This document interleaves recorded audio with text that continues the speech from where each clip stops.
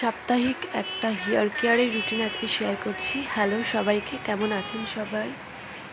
এটা ছিল আমার হেয়ার ওয়াশের পরের ফাইনাল রেজাল্ট।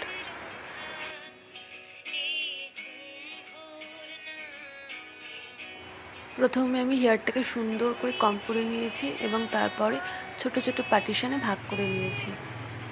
ছোট ছোট পার্টিশনে ভাগ করে নেওয়ার পর আমি বাড়িতে যে হোমমেড রেমেডিটা তৈরি করেছিলাম সেটাই সুন্দর করে স্ক্যাল্পে ইউজ করে নিচ্ছি।